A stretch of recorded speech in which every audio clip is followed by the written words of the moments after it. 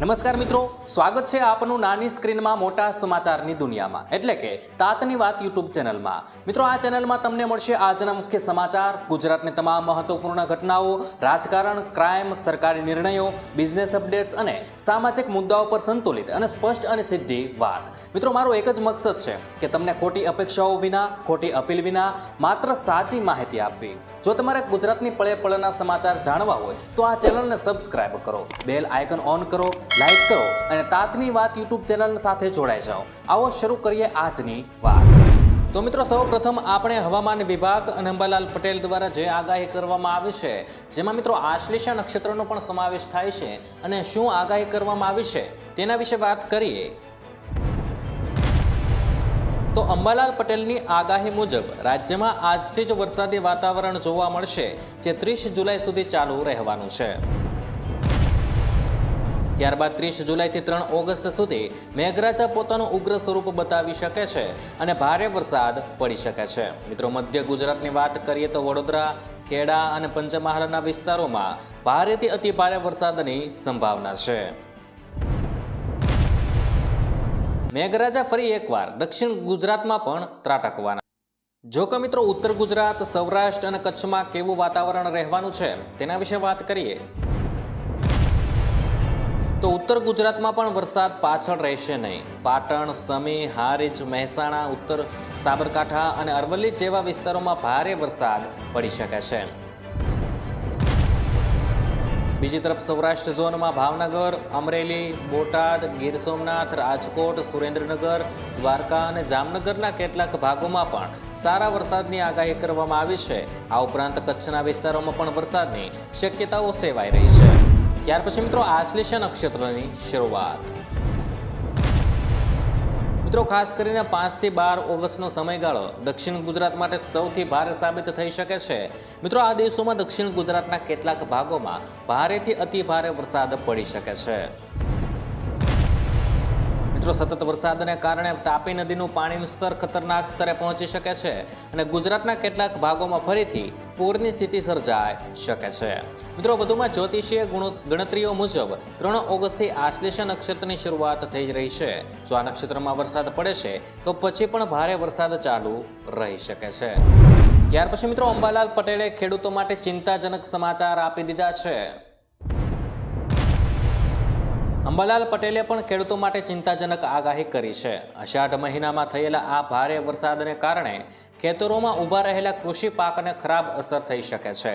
ગુજરાતમાં આ વરસાદી વાતાવરણ ફરી સક્રિય થવા પાછળનું મુખ્ય કારણ જણાવતા અંબાલાલ પટેલે કહ્યું છે કે બંગાળની ખાડીમાં સિસ્ટમ સક્રિય રહેવાને કારણે અને અરબી સમુદ્રમાં મોટા પ્રમાણમાં ભેજ ખેંચાઈ રહ્યો હોવાથી ગુજરાતના કેટલાક ભાગોમાં હજુ પણ ભારે વરસાદની શક્યતા છે।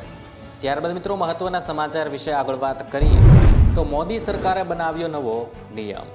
મિત્રો, કેન્દ્ર સરકારે ખર્ચ ઘટાડવા અને વાહનોના દુરુપયોગ રોકવા એક અધિકારી એક સરકારી કારની નીતિ લાગુ કરી છે।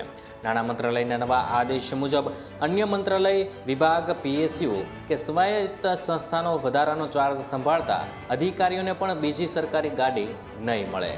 મિત્રો, હવે દરેક અધિકારી માટે માત્ર એક જ સરકારી કારની વ્યવસ્થા રહેશે અને સરકાર આ નિયમનું કડક પાલન કરવા અને નકામા વાહનો સુરક્ષિત રાખવા સૂચના આપી। ત્યારબાદ મિત્રો, મહત્વના સમાચાર વિશે આગળ વાત કરીએ તો 1 ઓગસ્ટથી આવી રહ્યું છે CKYC 2.0। મિત્રો, ભારત સરકાર ઓગસ્ટ 2026માં CKYC 2.0 શરૂ કરવાની તૈયારીમાં છે। આરબીઆઈ, સેબી અને ઇરડાઈ દ્વારા સંયુક્ત રીતે શરૂ થનારી આ અપગ્રેડેડ સિસ્ટમમાં એકવાર કેવાયસી કરાવ્યા બાદ બેંક, મ્યુચ્યુઅલ ફંડ અને વીમા માટે વારંવાર દસ્તાવેજો આપવાની જરૂર પડશે નહીં। ગ્રાહકની સંમતિ અને ઓટીપી દ્વારા ડેટા સુરક્ષિત રહેશે અને નવી સિસ્ટમ ડુપ્લિકેટ એન્ટ્રી અને જૂની માહિતીની સમસ્યા દૂર કરી પ્રક્રિયા ઝડપી બનાવવાની। ત્યારબાદ મિત્રો, મહત્વના સમાચાર વિશે આગળ વાત કરીએ તો અંબાલાલ પટેલની ડરામણી આગાહી। મિત્રો, હવામાન નિષ્ણાત અંબાલાલ પટેલના જણાવ્યા મુજબ ગુજરાતમાં આગામી 2 દિવસમાં વરસાદી માહોલ યથાવત રહેવાનો છે। આગામી 48 કલાકમાં અનેક વિસ્તારોમાં હળવાથી મધ્યમ વરસાદની શક્યતા છે અને 30 જુલાઈથી 3 ઓગસ્ટ દરમિયાન રાજ્યમાં ભારેથી અતિ ભારે વરસાદ પડી શકે છે। કેટલાક વિસ્તારોમાં 8 થી 10 ઇંચ અને ક્યાંક 20 ઇંચ સુધી વરસાદની આગાહી છે અને મિત્રો, ખાસ કરીને 2 અને 3 ઓગસ્ટે ભારે વરસાદની શક્યતા છે। ત્યારબાદ મિત્રો, મહત્વના સમાચાર વિશે આગળ વાત કરીએ તો 10 અને 20 રૂપિયાની પ્લાસ્ટિક નોટોને લઈને નિર્ણય. મિત્રો, કેન્દ્ર સરકારે સંસદમાં જણાવ્યું છે કે આરબીઆઈ 10 રૂપિયાની અને 20 રૂપિયાની પોલિમર બેંક નોટોના ફિલ્ડ ટ્રાયલને મંજૂરી આપી દીધી છે. બંને મૂલ્યની 100 કરોડ નોટોનું પરીક્ષણ કરાશે અને પોલિમર નોટ કાગળની નોટ કરતાં વધુ ટકાઉ, પાણી પ્રતિરોધક અને સરળતાથી ન ફાટતી હોવાથી તેનો ઉપયોગ નાના મૂલ્યની નોટોમાં કરવાનો વિચાર છે.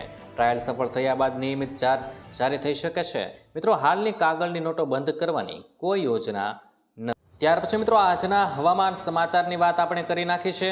ત્યારબાદ આજના મુખ્ય સમાચાર શું કહે છે તેના વિશે વાત કરીએ તો આવાસના મકાન ભાડે આપશો તો ઘર જપ્ત થઈ જશે. મિત્રો, અમદાવાદમાં સરકારી યોજના હેઠળ ફાળવાયેલા આવાસને 7 વર્ષ સુધી ભાડે આપી શકાતા નથી. મિત્રો, નિયમોનો ભંગ કરનાર સામે તંત્ર કડક કાર્યવાહી કરશે અને પ્રથમ વખત પકડાય તો 50,000 રૂપિયા દંડ અને 90 દિવસ માટે મકાન સીલ કરાશે. જ્યારે મિત્રો બીજી વખત 1 લાખ રૂપિયા દંડ સાથે ફરી 90 દિવસ સીલ મકાન કરવામાં આવશે. ત્રીજી વખત નિયમ ભંગ થતાં પોલીસ ફરિયાદ નોંધાશે અને મકાનના દસ્તાવેજો રદ કરવાની કાર્યવાહી કરવામાં આવનાર છે. ત્યારબાદ મિત્રો મહત્વના સમાચાર વિશે આગળ વાત કરીએ તો ગુજરાત સરકારનો મોટો નિર્ણય. મિત્રો, મુખ્યમંત્રી ભૂપેન્દ્ર પટેલે એક મહત્વપૂર્ણ નિર્ણય લીધો છે. હવે સરકારી જમીન ફાળવણી પ્રક્રિયા ઝડપી બનાવવા માટે જિલ્લા કલેક્ટર અને ડીડીઓની નાણાકીય સત્તા મર્યાદામાં નોંધપાત્ર વધારો કરાયો છે. આ નિર્ણયથી અરજદારોને ગાંધીનગર સુધીના વારંવાર ધક્કામાંથી મોટી મુક્તિ મળવાની છે. પરિણામે સ્થાનિક કક્ષાએ ઝડપી નિર્ણયો લેવાતા ઔદ્યોગિક, ઇન્ફ્રાસ્ટ્રક્ચર અને ગ્રામીણ વિકાસને વેગ મળવાનો છે. ત્યારબાદ મિત્રો મહત્વના સમાચાર વિશે આગળ વાત કરીએ તો ચોમાસાની શક્તિશાળી સિસ્ટમ તૈયાર. મિત્રો, બંગાળની ખાડીમાં સર્જાયેલું ડીપ ડિપ્રેશન પશ્ચિમ તરફ આગળ વધી રહ્યું હોવાથી ગુજરાતમાં ફરી ભારે વરસાદની શક્યતા છે. હવામાન વિભાગ મુજબ 30 જુલાઈથી 3 દિવસ સુધી વરસાદનું જોર વધી શકે છે. નર્મદા, તાપી, ડાંગ, સુરત, નવસારી, વલસાડ, ભરૂચ, વડોદરા, છોટાઉદેપુર સહિતના વિસ્તારોમાં ભારે વરસાદની આગાહી છે. મિત્રો, આજે પણ ઉત્તર ગુજરાત, મધ્ય ગુજરાત અને દક્ષિણ ગુજરાતના અનેક જિલ્લાઓમાં વરસાદની સંભાવના છે. ત્યારબાદ મિત્રો મહત્વના સમાચાર વિશે આગળ વાત કરીએ તો જ્ઞાન સહાયક ભરતી અંગે ફેરફારની માંગ. મિત્રો, પ્રાથમિક શાળાઓમાં શિક્ષકોની ખાલી જગ્યાઓ ઝડપથી ભરવા માટે જ્ઞાન સહાયક ભરતીના નિયમોમાં ફેરફારની માંગ ઉઠી છે. પ્રાથમિક શૈક્ષણિક મહાસંઘે શિક્ષણ મંત્રીને પત્ર લખીને ટેટ 1 ઉમેદવારો ઉપલબ્ધ ન હોય ત્યાં સુધી ટેટ 2 પાસ ઉમેદવારોને તક આપવા રજૂઆત કરી છે. સાથે PTC, BA, BEd, BSc, BEd અને એમએ બીએડ લાયકાત ધરાવતા ઉમેદવારોને પણ ભરતીમાં સામેલ કરવાની માંગ કરવામાં આવી છે.